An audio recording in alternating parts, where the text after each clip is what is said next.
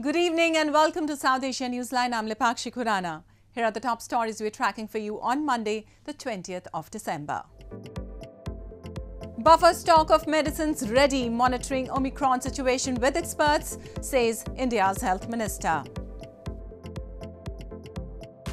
Pakistan military has handed Sindh Balochistan to China, says Altaf Hussain on CPEC.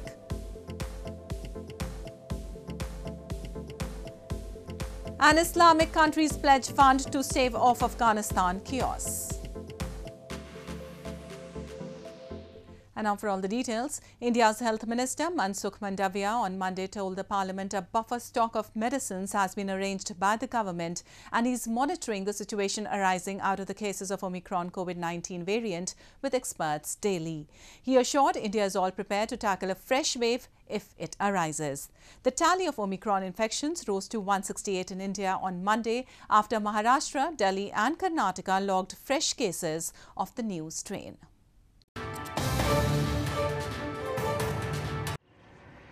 India's health minister on Monday apprised the parliament that a buffer stock of medicines has been arranged by the government and he is monitoring the situation arising out of the cases of the new COVID-19 variant Omicron with experts daily.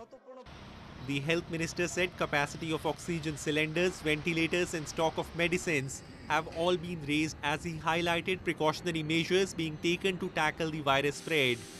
He said India in the next 2 months will also raise its vaccine production from 31 crore to 45 crore doses per month. The South Asian nation as of Monday reported 82,267 active cases of COVID-19, while the Omicron cases rose to 168 after Maharashtra, Delhi and Karnataka logged fresh infections of the new strain.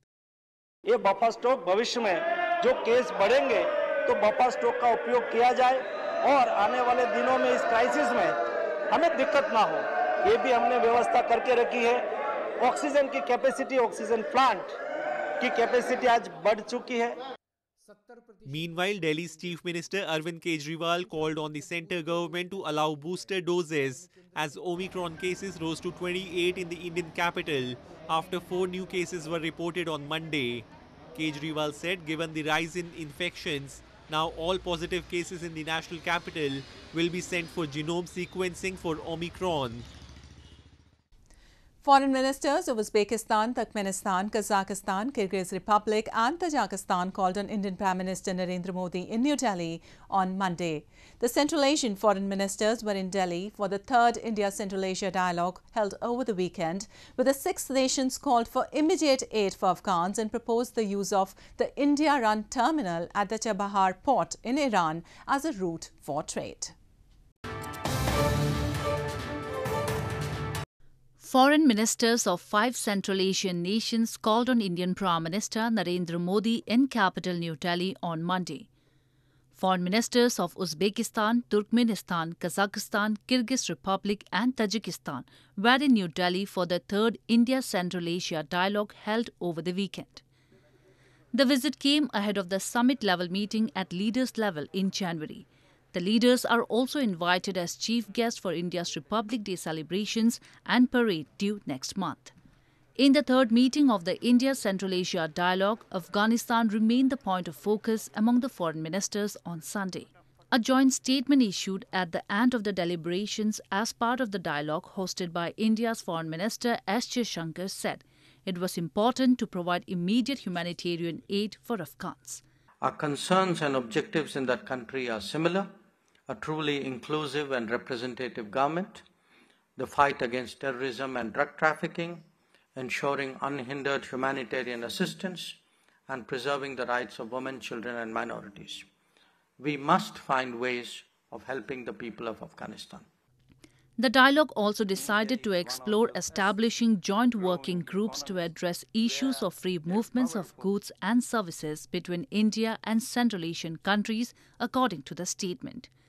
India is looking to expand its cooperation with these energy-rich countries abundant in oil, gas and uranium reserves and other rare metals. And in news from Pakistan, Pakistan's Muttahida Qawmi Movement founder leader Altaf Hussain has blamed that Pakistan's Gaulish army has agreed to place Sindh and Balochistan under the planned occupation of China in the name of China-Pakistan Economic Corridor, trading with rights of Muhajirs, Sinds and the Baloch people. He said both Pakistan and China want to loot the natural resources of the occupied territories while creating divisions among the indigenous communities. Pakistan's Muttahida Qawmi Movement or MQM's founder leader Altaf Hussain has said that the Gaulish Army of Pakistan has agreed to place Sindh and Balochistan under the planned occupation of China on the pretext of the China-Pakistan Economic Corridor, trading with the rights of Muhajirs, Sindhis and the Baloch people.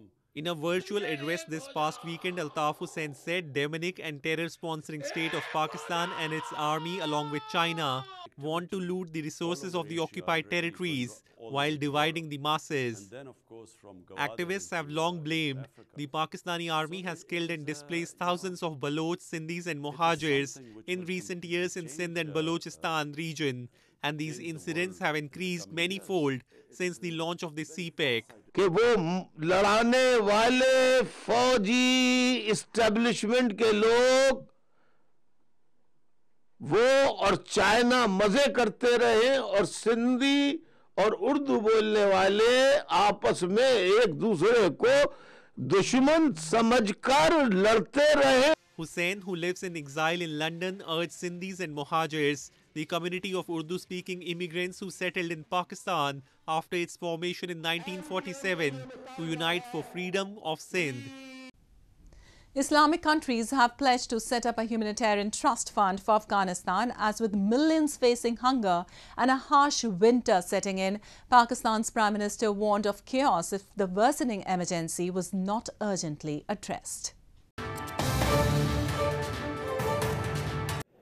Islamic countries pledged on Sunday to set up a humanitarian trust fund for Afghanistan, as with millions facing hunger and a harsh winter setting in, Pakistan's Prime Minister warned of chaos if the worsening emergency was not urgently addressed. The crisis is causing mounting alarm, but the international response has been muted, given Western reluctance to help the Taliban government, which seized power in August. My big worry is that unless action is taken immediately, and I mean immediately, because we've been saying this for now 2-3 months, unless action is taken immediately, Afghanistan is heading for chaos. The trust fund, announced by Pakistan's Foreign Minister Shah Mahmood Qureshi, will be set up under the aegis of the Islamic Development Bank. The conference has agreed, and it was required, to establish a humanitarian trust fund. 2, they've agreed, and we've all agreed, to launch a food security program for Afghanistan. 3, we collectively feel that we have to unlock financial and banking channels, because the economy cannot function and people cannot be helped without banking services. Allowing Afghanistan access to reserves frozen outside the country would be key to preventing economic collapse. Participants in the meeting, which included representatives from the United Nations, United States, European Union and Japan, said in a statement. But it was unclear how much the fund would contain, and the meeting did not provide official recognition to the Taliban government. Acting Afghan Foreign Minister Amir Khan Muttaqi said the government had restored peace and security and done much to address demands for more inclusiveness with respect for human rights, including the rights of women. However, the Taliban have faced heavy criticism for keeping women and girls out of employment and education and excluding broad sections of Afghan society from government. They have also been accused of trampling on human rights, and despite their promise on amnesty, targeting officials of the former administration. And a total of 55 Indian fishermen were arrested by Sri Lankan Navy over the past weekend for allegedly poaching in the country's territorial waters. Fishermen from both countries are arrested frequently for inadvertently trespassing into each other's waters. The issue has become a major irritant in bilateral ties. Sri Lanka has arrested a total of 55 Indian fishermen in the last 2 days for allegedly poaching in the country's territorial waters, an official statement by the Sri Lankan Navy said on Sunday. At least 43 Indian fishermen were arrested on Saturday, while 12 more were apprehended on Sunday, and a total of 8 trawlers were seized during the operations, the statement said. Arrangements were being made to hand them over to relevant authorities for legal action after conducting their rapid antigen tests for coronavirus, it added. Meanwhile, India's Tamil Nadu Chief Minister M.K. Stalin on Sunday wrote to Foreign Minister S. Jaishankar, seeking intervention in rescuing the apprehended fishermen from the southern state. India and Sri Lanka share an expansive oceanic border without any perceptible demarcation, and fishermen on both sides ignore rules while netting their catch. Fishermen from both the countries frequently stray into each other's territory and end up spending years in jails. And moving on, the government of Maldives released a statement on Sunday over false, misguided and unsubstantiated information regarding the bilateral ties with India. In a statement, the Ministry of Foreign Affairs of Maldives said that it is profoundly concerned by the attempts to propagate hatred towards India. Mentioning India as one of the closest bilateral partners, it called out the involved political personalities and other individuals who spread hatred and made false allegations, jeopardizing the bilateral ties. The statement also highlighted a crucial point that spreading hatred and making false allegations regarding bilateral ties with neighboring countries can tarnish relations with allies. It also asked to refrain from spreading false information that has the potential to undermine the country's cordial relations with its neighbors and the international community. And as the cold wave conditions prevail in northern India, the mercury level has dropped to shivering levels.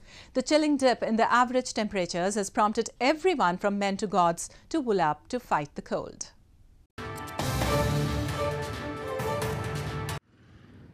A chilling dip in the average temperatures across northern India prompted everyone from man to gods to wool up to fight the cold on Monday. Temperature dipped up to -15 degrees Celsius in India's Himalayan Ladakh territory. Some people were seen enjoying ice hockey and also lit Himalayan heaters in houses to fight the cold. आजकल यहाँ पर ठंड बहुत बढ़ गई है। अभी -15 है, तो कल 2 दिन पहले -21 तक भी टेम्परेचर गया था। अभी कहते हैं कि 21 दिसंबर के बाद ज़्यादा ठंड होगा। In neighbouring Jammu city of Jammu and Kashmir territory, people were seen wrapped up in woolens while sipping tea to fight the cold. The weather department has predicted light to a moderate spell of snowfall from December 23 to 25. Meanwhile, in central Bhopal city, priests wrapped idols of gods in woolens to save the deities from cold. It is a common sight to see deities adorned with woolen or velvet fabrics in India, as they are believed to have life in them by many devotees. मौसम राजधानी भोपाल में बहुत सर्दी का शीत लहर चल रही है साहब। ये शीत लहर में परमात्मा को भी ऊनी वस्त्र सर्दी के हिसाब से वस्त्र पहनाए जाते हैं। Cold wave also swept parts of capital New Delhi on Monday, with minimum temperature of 3.1 degrees Celsius recorded at the Lodi Road Observatory, according to the Regional Meteorological Centre. Cold wave conditions have been prevailing in Delhi for the last 2 days, owing to a strong, dry, northwesterly cold wind. To beat the chilling cold, it is common to come across people sitting across a fire to warm themselves these days.